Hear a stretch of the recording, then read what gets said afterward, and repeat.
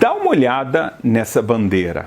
Na verdade, o que você está vendo é um mosaico. Você está falando, poxa, legal, eu estou vendo aqui a bandeira do Brasil. Mas veja bem, esse mosaico, ele tem mais de 1.700 anos.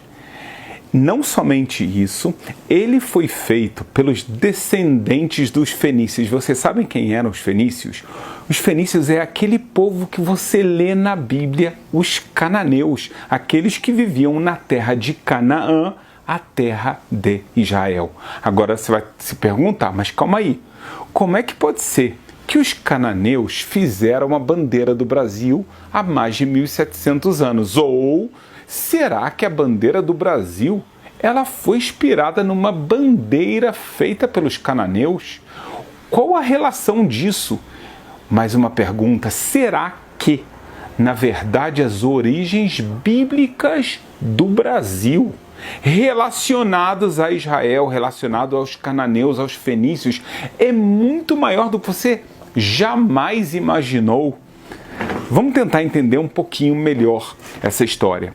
Como eu falei para você, isso aqui é um mosaico de 1.700 anos. Onde é que ele foi encontrado? Foi encontrado em Cartago. Você sabe o que significa a palavra Cartago? Significa uma nova cidade. Por que é uma nova cidade, uma nova colônia? Os cananeus, fenícios, mesma coisa, mesmo povo que aparece na Bíblia com o nome de cananeus, são os fenícios. Eles tiveram um momento de grande expansão. Eles estavam na terra de Canaã, na terra de Israel, e eles chegaram a dominar todo o sudoeste do Mediterrâneo. Chegaram inclusive até o norte da África, na Tunísia. E lá eles formaram uma nova colônia que significa exatamente Cartago. Então, o que você está vendo aqui é algo que veio, na verdade, dos fenicianos, e a história ainda é muito maior, porque esse sítio arqueológico encontrado na Tunísia, ele tem características muito peculiares. Por um lado, você vai ver vários mosaicos. Esses mosaicos, alguns realmente com formas geométricas, alguns com figuras também. Muitos historiadores falam que figuras são essas, que lembram bandeiras.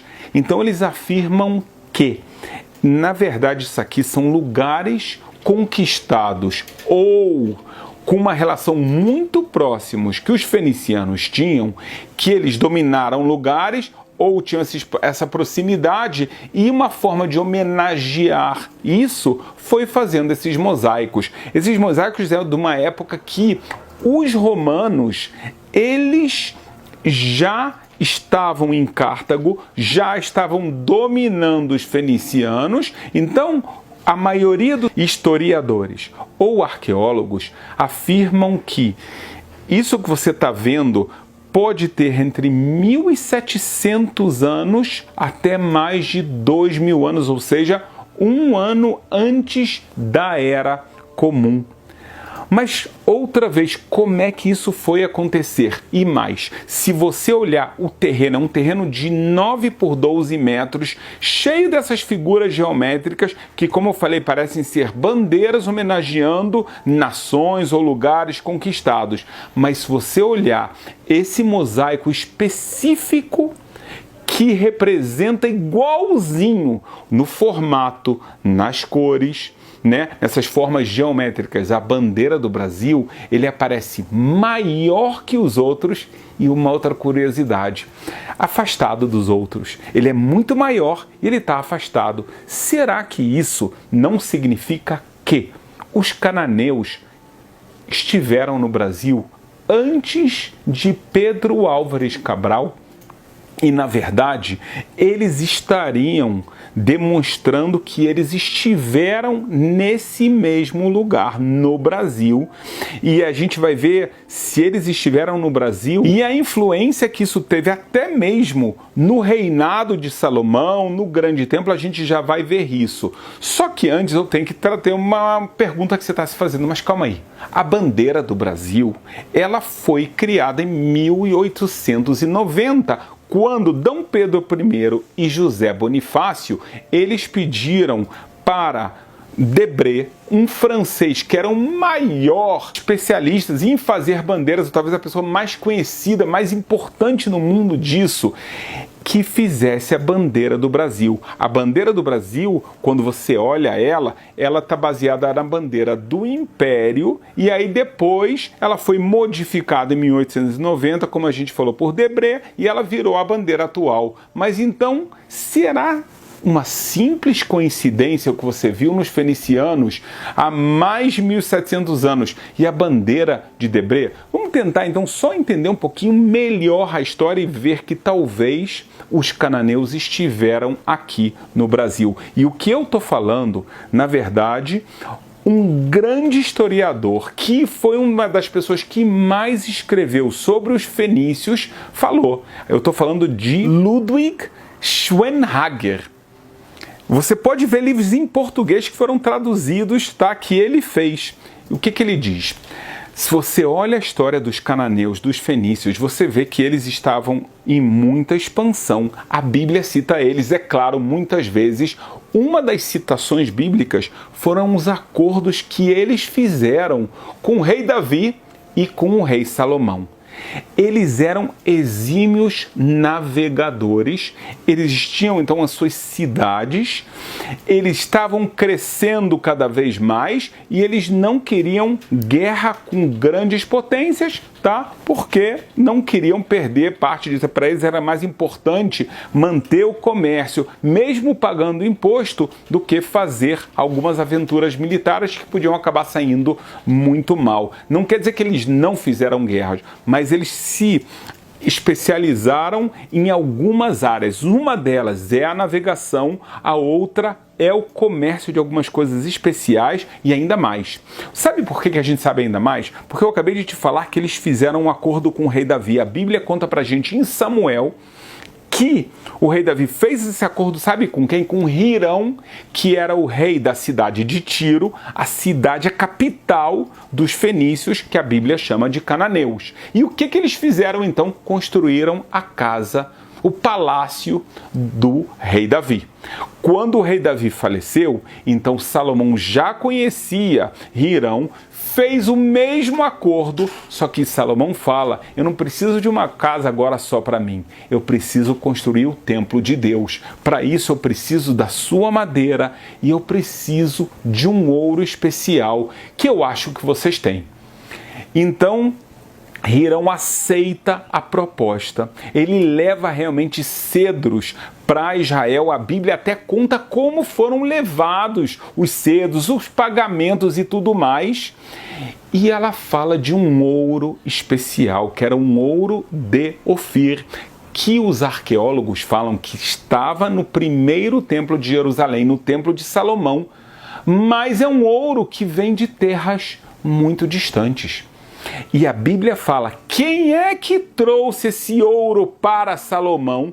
Exatamente o rei Hirão, dos cananeus, dos fenícios. Olha só o que diz o texto bíblico para a gente. Está escrito assim, e sucedeu ao fim de 20 anos que Salomão edificara as duas casas, ou seja, a casa de Deus e a casa, o palácio dele mesmo, e que o Hirão, rei de Tiro, trouxe a Salomão madeira de cedro e de faia e ouro.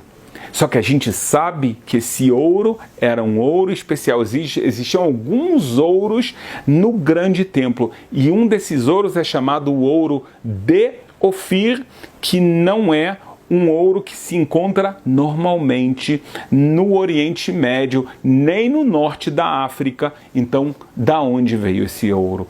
Vem Ludwig Schwenhager e ele fala pra gente que, na verdade, esse ouro veio nada menos, você acertou, do Brasil.